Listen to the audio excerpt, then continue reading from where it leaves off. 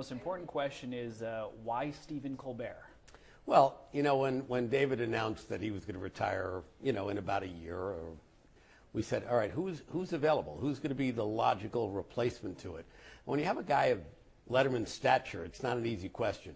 So, every name in town came up. We got a lot of calls from agents and managers, but the one that stood out amongst all of them was Stephen Colbert. I think he brings an originality. He brings a great deal of intelligence. He is so versatile that it appeared to us he was the only logical successor to David. And when I called Dave to ask for his blessing, he said exactly the same thing. He said, I can't think of anybody even a close second, which was gratifying to us and obviously to Stephen. He also said you wanted another guy with glasses. That was Dave's I read comment. that was great. It was very funny. But, Stephen idolizes David, and, they had a great conversation. And Dave, as I said, was unbelievably supportive of the decision. Stephen has been very successful developing this kind of alter ego. Right. He has said he's not going to bring that to CBS. How do you get a sense of how he'll be playing himself? Stephen is so multi-talented. He's good at improv. He's good at interviewing. He's good at sketch comedy. We have no doubt. Obviously, the character he does on Comedy Central is going to be ending, but then he's going to bring Stephen Colbert to the table. And we have no question that this guy is so talented that, the persona of Stephen Colbert is going to work so well in late night. It's going to be original, it's going to be smart, and it's going to be different than what anybody else has. These changes, these shifts don't happen very often. So when you're looking to the future of late night, what was it important for you to have in place in that chair to make late night successful for CBS? No, you're right. This is a once-in-a-generation change. This is a guy we hope is going to be there for a couple of decades. So it's an important decision, and you have to look out long term. The great thing about Stephen, like Dave, is he's really a social commentator. So we feel like no matter what happens with the landscape of late night, which clearly has changed a great deal, he's going to be prepared for it. He's going to be ahead of the times as we head into political conversation and world events. Stephen Colbert is the guy people are going to turn to at 11:30 to get a perception of what's going on in the world, like they did with Dave. So it became an obvious choice for us.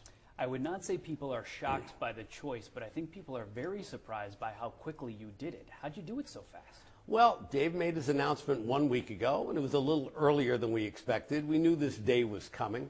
But when Dave did, obviously, as I said, we got a lot of phone calls. We made up the list, and we began conversations with Stephen, very soon thereafter. And we knew he was our guy, and he wanted to be our guy. So, we worked throughout the weekend. Our team did an outstanding job. I got phone calls at the Final Four in Dallas, in the middle of a basketball game trying to deal with this. But our team did an exceptional job. And you know what? When two sides want something to happen, Stephen wanted this, and so did we. We made it happen quickly. You're the boss, so I'm not going to push you too hard on this. But were there other candidates? Were there other serious people in contention? You know what? There were other very good candidates, but as I said, Stephen just stood out. It almost became self-evident that he was the guy. If we could make it work with him in terms of contract and dates, etc., he'd be the greatest replacement for David Letterman we could ever find. So we got our guy. And it's pretty great to have Dave's blessing, because I assume you feel you can't really fill David's shoes, but you just need someone who can be themselves. When I made the call to Dave, it was very important to get his blessing. And you're right. It's Dave does a different sort of thing. Dave may be the greatest who ever lived doing late night comedy. And we think that Stephen can carry that on into the future and also be the greatest of his generation.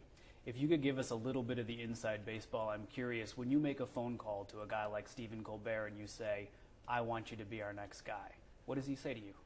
He was flattered. He was honored. He's a lovely human being. He's going to be a great guy to have as part of the CBS family. He kept thanking me for this opportunity and telling me he wouldn't let me down. So it was a great conversation, and I'm feeling very good about it. And just a final overall question about late night.